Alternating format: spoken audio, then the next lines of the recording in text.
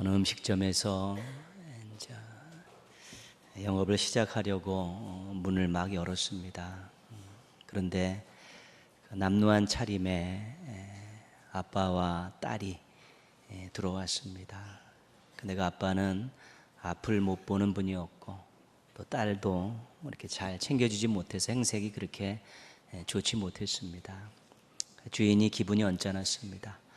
계시도 하지 않았는데 뭘 얻어먹으러 왔구나, 이런 마음을 가지고 또 불쾌하게 다음에 오라고 그렇게 이야기를 했습니다.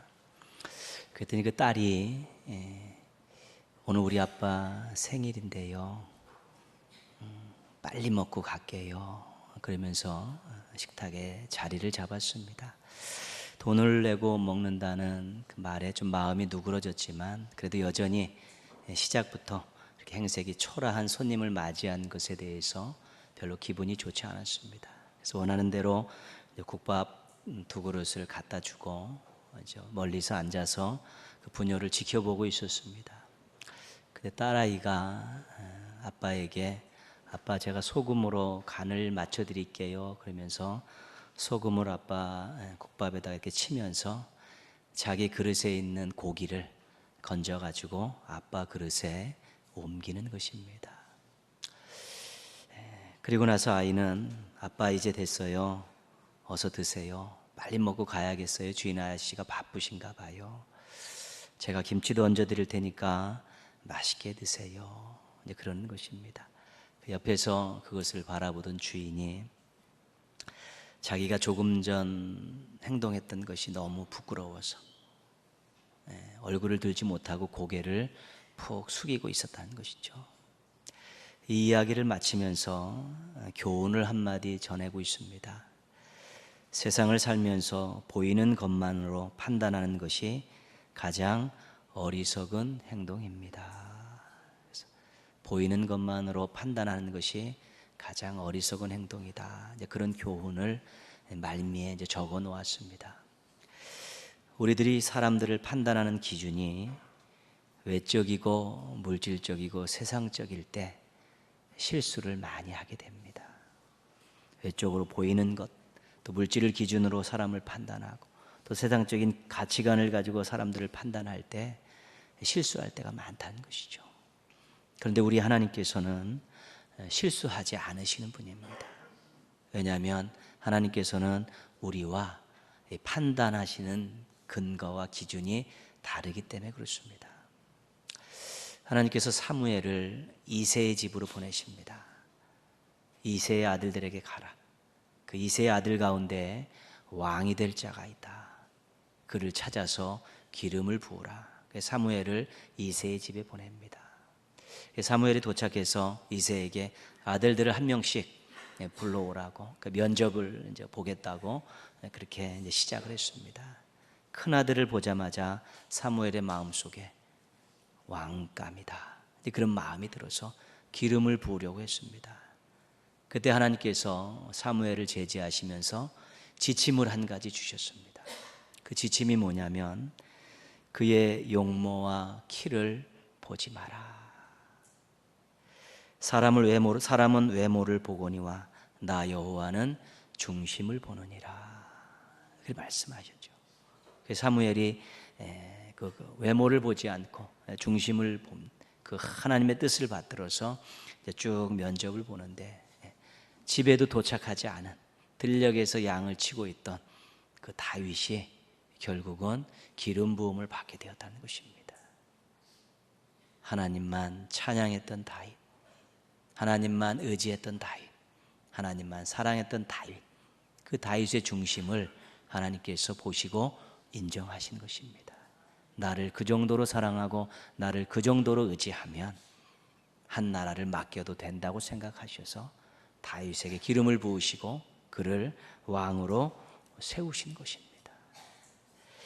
사람을 외모로 판단하지 마십시오. 세상은 실수라고 이야기하지만 성경은 죄라고 말하고 있습니다. 자신의 중심을 잘 가꾸십시오. 세상은 외모로 판단하지만 하나님은 중심을 보시고 판단하십니다. 그래서 사람들에 대해서는 외모로 판단하지 않으려 하고 자신은 하나님께 중심으로 판단받기를 원하는 그런 귀한 마음을 가지고 생각을 가지고 삶을 가꾸고 신앙생활을 하게 되면 항상 사람들에게는 인정받고 하나님에게는 사랑받는 또 그런 멋진 인생을 살아갈 수 있게 되는 것입니다. 외모 판단 중지하시고 중심 판단 준비하셔서 늘 하나님과 사람들에게 인정받고 사랑받는 멋진 성도들 되기를 주님의 이름으로 축복합니다. 아멘. 우리가 실수하지 않으시는 하나님, 또 우리를 늘 인정하시고 우리를 도우시는 하나님을 생각할 때 우리가 또 하나의 주제를 생각해 볼 수가 있습니다. 오늘 시편 33편 시인은 무명 시인입니다. 저자가 기록이 되어 있지 않습니다. 그 무명 시인인데 이 시인이 하나님에 대해서 고백하는 것, 우리가 또 하나 깊이 새겨야 될 그런 주제입니다. 13절 말씀, 14절 말씀, 15절 말씀에 반복적으로 등장하는 또 단어들이 있습니다. 여호와께서 하늘에서 어떻게 해요? 굽어보사 모든 인생을 살피시며 14절 곧 그가 거하시는 곳에서 세상의 모든 거민들을 어떡합니까? 굽어 살피시는도다. 그는 그들의 모두의 마음을 지으시며 그들이 하는 일을 어떡하시는 이시라고요? 굽어 살피시는 이로다. 시인은 하나님을 굽어 살피시는 분으로 고백하고 있는 것입니다. 굽어 살핀다는 뜻은 자세히 살피어 돌보아 준다는 것입니다. 그러니까 자세히 살펴서 살피는 것으로 끝나는 것이 아니라 돕는 데까지 나갈 때 그것을 굽어 살핀다 그렇게 이야기합니다. 이 굽어 살핀다는 말은 모두에게 적용되는 것은 아닙니다. 하나님, 왕, 부모 이렇게 어떤 권한과 사랑을 가지신 분들이 아랫사람들을 이렇게 잘 살펴서 도와주는 것, 이것을 굽어 살핀다 그렇게 말하고 있습니다. 이 굽어 살핀다에는 몇 가지 중요한 행동들이 연결이 되어 있는데요. 첫 번째는요, 관심입니다. 관심. 사람들의 형편과 처지가 궁금한 것입니다. 사랑이 있기 때문에 그렇습니다. 사랑이 없으면 관심도 없습니다. 굽어 살피시는 것은 관심이 있는 것입니다. 사랑하기 때문에 관심이 있죠. 그래서 우리 하나님은 사랑이십니다. 우리를 위해 독생자를 보내주신 분이 우리에게 관심이 많을 수밖에 없습니다. 그래서 내가 하나님의 관심의 대상이구나, 이런 것들에 대한 감격이 있으면 우리 항상 미소 띠고 살 수 있는 것입니다. 우리가 누가 자신에게 좀 관심을 보이고 또 자신의 이름을 기억한다든가 뭐 이렇게 자신에 대해서 호의적인 그런 모습들을 볼 때 우리가 기쁘지 않습니까? 근데 천지를 만드신 하나님께서 나에게 관심을 가지고 계시다는 것을 분명히 인정할 수 있으면 세상에 부러울 것이 없는 그런 삶을 살 수 있게 되는 것입니다. 굽어 살피다의 두 번째 내용은 파악입니다. 파악. 사람들의 형편과 처지를 세밀하게 살핍니다. 왜 살피냐면 필요를 채워주기 위해서입니다. 필요를 모르면 제대로 도울 수 없습니다. 뭐가 문제인가? 무엇이 필요한가? 그걸 잘 알아야만이 적절하게 도울 수 있는 것입니다. 잘 알지 못하고 도왔다가 그 사람한테 필요 없는 것일 수도 있고 헛수고한 경우도 있는 것이죠. 잘 파악하는 것이죠. 우리 하나님은 지혜가 무궁하신 분입니다. 우리의 형편과 처지를 잘 아시고 우리의 속마음도 아시고 우리가 어떤 일에 하는 일의 동기도 아시고 우리가 하는 일의 처음과 끝을 다 알고 계신 분입니다. 그래서 하나님이 다 알고 계십니다. 이러한 사실이 우리에게 위로가 됩니다. 정말 억울하고 힘들고 눈물 흘리는 가슴 아픈 일이 있을 때 하나님께서 나를 다 알고 계십니다. 이것이 위로가 되는 것이고요. 정말 힘든 일을 만나 감당할 힘든 일을 만났을 때 하나님이 다 알고 계십니다 했을 때 소망이 되는 것입니다. 하나님은 알고만 끝나는 분이 아니기 때문에 그렇습니다. 세 번째는요, 도움입니다. 도움. 사람들에게 적절한 도움을 주는 것입니다. 왜 도움을 줍니까? 기뻐하는 모습을 보고 싶기 때문에 그렇습니다. 상대방의 기쁨을 생각할 때 우리가 즐겁게 도울 수 있는 것입니다. 하나님은 능력이 많으신 분입니다. 우리의 필요를 언제든지 채우실 수 있고 우리의 문제를 얼마든지 해결할 수 있는 전능자이십니다. 그래서 하나님의 능력을 의지하고 도움을 구하는 것은 우리들에게 자연스러운 것이 되어야 되는 것입니다. 이것이 자연스럽지 않으면 아직도 신앙이 뻑뻑한 것이고 아직도 신앙이 많이 훈련받아야 되는 것입니다. 문제가 있을 때, 필요가 있을 때 제일 먼저 하나님 앞에 나아가서 하나님을 의지하고 하나님께 구하는 것, 당연한 것이고 약속된 것이고 우리의 자격이고 권리이기 때문에 이것이 당연하게 될 때 우리 신앙이, 삶이 원활하게 돌아갈 수 있게 되는 것입니다. 관심을 가지고 계시고 우리의 모든 것들을 파악하고 계시고 우리를 도우시는, 그 굽어 살피시는 하나님이 우리의 아버지이십니다. 흐뭇하고 따뜻하고 든든합니다. 여러분 그렇지 않습니까? 하나님이 나에게 관심을 가지고 계시고 사랑으로 나의 모든 것들을 다 파악하고 계시고 능력으로 나를 도우신다는 것 생각한 그 굽어 살피시는 하나님이 나의 아버지시고 우리의 아버지시라는 그런 고백이, 또 감격이 있을 때 흐뭇하고 따뜻하고 든든한 것입니다. 이것이 신앙생활의 맛입니다. 맛. 시편에 보면 여호와의 선하심을 맛보라 그렇게 말씀하는데요, 이거 신앙생활의 맛입니다. 맛. 믿지 않는 사람은 죽었다 깨어나도 맛보지 못하는 것들이죠.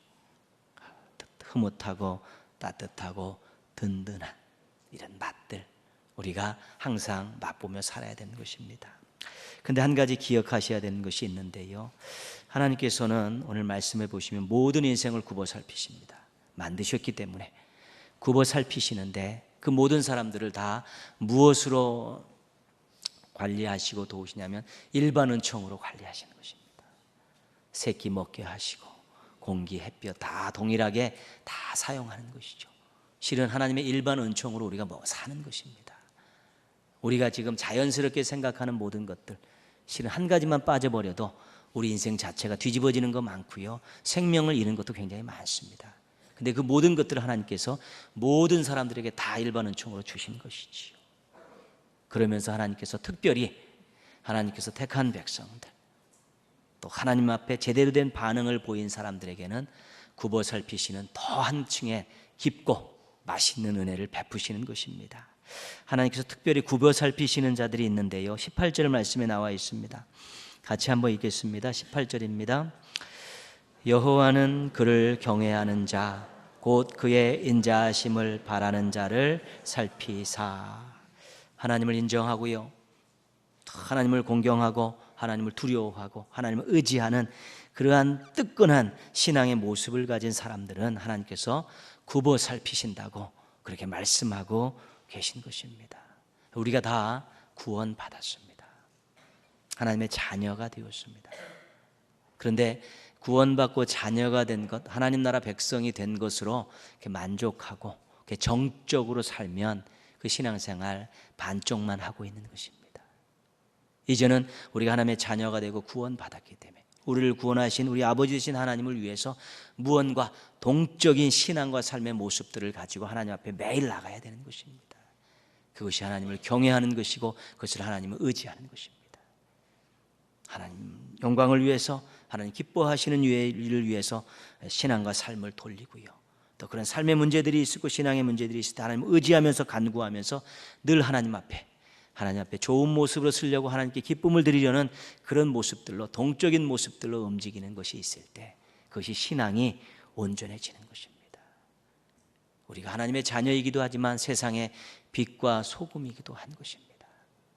우리가 하나님의 기쁨이 되기도 하지만 우리가 또 하나님께 기쁨을 드려야 되는 그런 삶을 살아야 되는 것입니다. 그래서 여호와를 경외하는 것 굉장히 중요한 것입니다. 이것이 정말 하나님의 영광을 위해서 하나님을 의지하고 살아가는 이런 모습들, 하나님을 두려워하면서 하나님의 뜻대로 살려는 이런 몸부림이 있는 사람들을 하나님께서 굽어 살피시는 은혜를 베푸시는 것입니다. 왜요? 더 잘하라고요. 격려하시는 것입니다. 더 큰 영광 받으시기 위해서 더 새로운 것들을 주시는 것입니다. 이런 것들을 우리가 은혜 위에 은혜다 그렇게 말씀하는 것입니다. 구원받은 하나님의 자녀가 되고 더 하나님의 자녀로 잘 살라고 또 주시는 그런 은혜, 이 굽어 살피시는 은혜가 은혜 위에 은혜가 되는 것입니다. 16절 17절 말씀 보시면요, 많은 군대로 구원 얻은 왕이 없으며 용사가 힘이 세어도 스스로 구원하지 못하는도다. 구원하는 데에 군마는 헛되며 군대가 많다 하여도 능히 구하지 못하는도다. 왜 이 말씀이 중간에 확 들어가 있는고 하면요, 자기 의지하고 세상 의지하고 살아가는 사람들을 빗대어 이야기하는 것입니다. 정말 하나님을 경외하고 하나님을 의지하며 사는 사람을 굽어 살피신다고 고백하는 가운데서 세상 것 의지하고 자기 의지하면서 그렇게 살려고 하는 사람들이 있다는 것입니다. 근데 그런 사람들에게는 굽어 살피시는 은혜가 없습니다. 왜요? 자기 뜻대로 자기 능력대로 사람 의지하고 세상 의지하고 살아가는데 살아보라는 것입니다. 하나님께서 행하시는 많은 심판 가운데 가장 심각한 심판이 뭐냐면 유기라는 것입니다. 유기, 방치입니다. 그냥 내버려 두시는 것입니다. 우리가 로마서 요즘 아침에 묵상하고 있는 로마서 앞부분에 나오는 내용이 그거입니다. 상실한 마음대로 내버려 두시는 것입니다. 갈 때까지 가보라는 것입니다. 놔두면 계속 죄악이 더 깊어지고요, 마음의 허전함은 커지고요, 인생은 무의미한 것들을 계속 느끼게 되는 것입니다. 만약에 곁길로 가고 있는데 하나님께서 나를 회초리를 때리셔가지고 고난을 주셔서 정신 차리게 하셨다면 그것은 은혜입니다. 굽어 살피시는 은혜입니다. 그러나 내가 곁길로 가고 신앙생활 엉망으로 하고 세상 나가서 믿지 않는 자랑 똑같이 살고 있는데도 아무런 재지가 들어오지 않으면 심각한 것입니다. 하나님께서 그냥 내버려 두시는 것입니다. 돌아오게끔 기회를 주시지 않으면 그것만큼 힘든 일은 없는 것입니다. 그래서 항상 내가 하나님의 굽어 살피시는 은혜의 대상이 되어야겠다는 마음을 가지고 삶의 자리에서 하나님의 영광을 위해서 이루고 하나님의 기쁨을 위해서 일하고 하나님을 의지하면서 열심히 살아가는 그런 모습들이 있을 때 하나님의 굽어 살피시는 은혜가 거기에 임하게 되는 것입니다. 이삭이 열심히 농사했을 때 100배의 수확을 올렸다고 이렇게 성경은 말씀합니다. 그랬더니 아비멜렉이 이삭이 자기 블레셋 지역에서 잘 사는 모습을 보고 배가 아파서 이삭을 쫓아냅니다. 쫓아내서 저쪽으로 가서 우물을 또 막 파는데 그를 목자들이 와가지고 막 다 빼앗아 버리고 또 밀어내죠. 또 옮겨가서 또 우물을 파면 또 밀어냅니다. 그리고 나서 또 우물을 파면 결국은 자기 우물을 차지하게 되죠. 이삭은 그렇습니다. 하나님이 나를 도와주시는데, 하나님께서 나와 함께 하시는데 이 정도쯤 양보해도 좋다는 것입니다.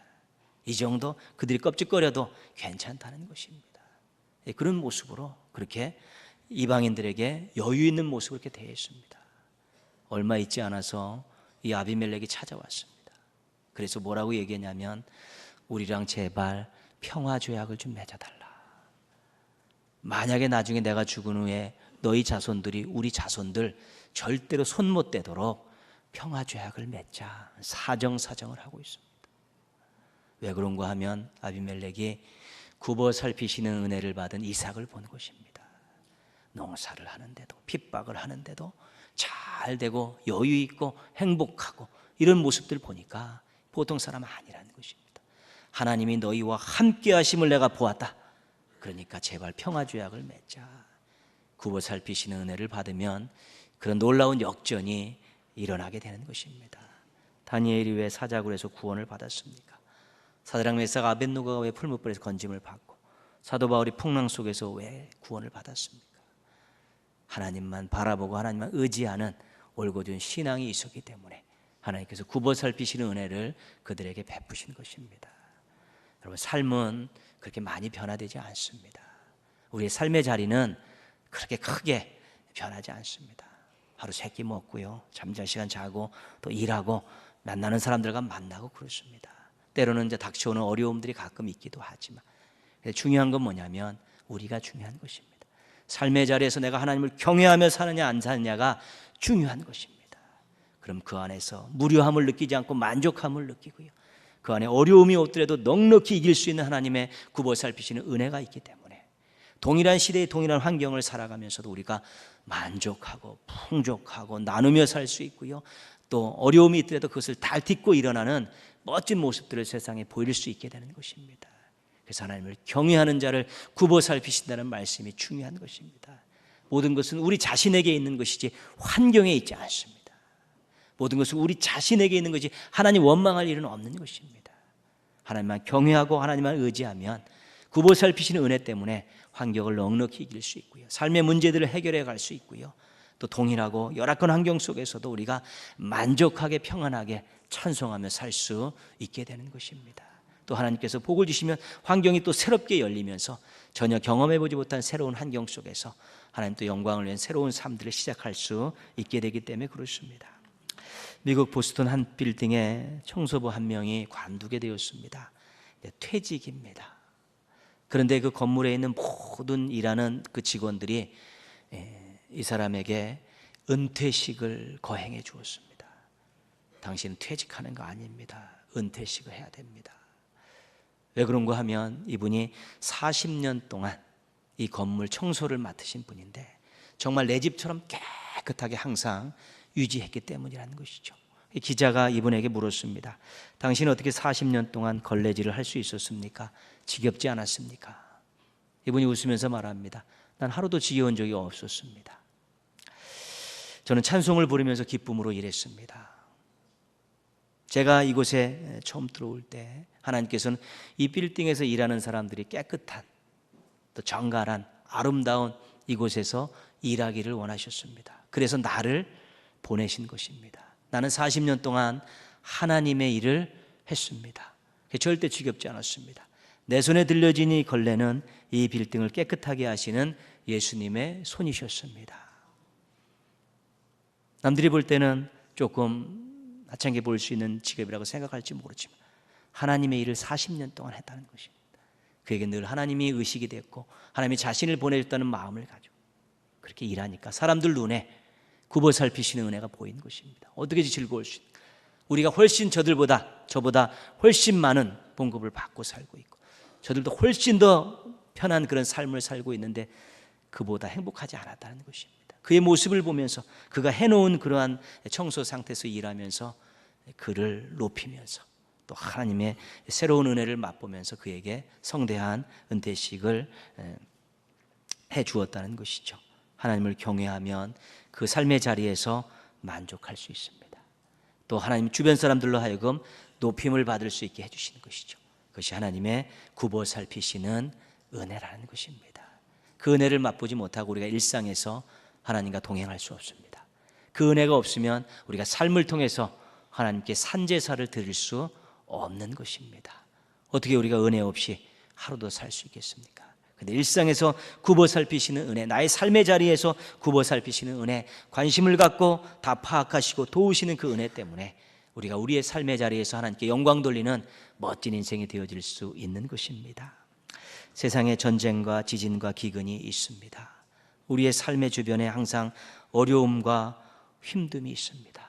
또 하고자 하는 일들이 잘 안 될 때가 있고 원치 않은 일들이 계속해서 밀려올 때도 있습니다. 그런다 할지라도 하나님과 무관한 시간을 보내지 마시기 바랍니다. 하나님과 무관한 시간들 보내면 헛된 시간입니다. 하나님과 상관없는 공간에 머물지 마시기 바랍니다. 하나님과 상관없이 하나님 생각지도 않는 그런 공간에 머무를 필요가 없는 것입니다. 항상 하나님을 의식하고 하나님의 기쁨을 생각하고 하나님 의지하는 그런 모습을 가지고 살아갈 때 세상보다 크시고 형편보다 강하시고 우리가 하는 일보다 지혜로우신 하나님께서 굽어 살피시는 은혜로 우리 인생이 결코 세상 사람들보다 못한 인생이 되지 않도록 우리 인생이 정말 하나님 기뻐하시는 인생이 되도록 우리를 인도하시고 이끄시는 것입니다. 그것이 우리가 하나님을 믿는 중요한 이유 중에 한 가지입니다. 삶의 자리에서 인생을 통해 가정을 통해 하나님께 기쁨을 드리겠습니다. 아주 신앙의 중요한 내용입니다.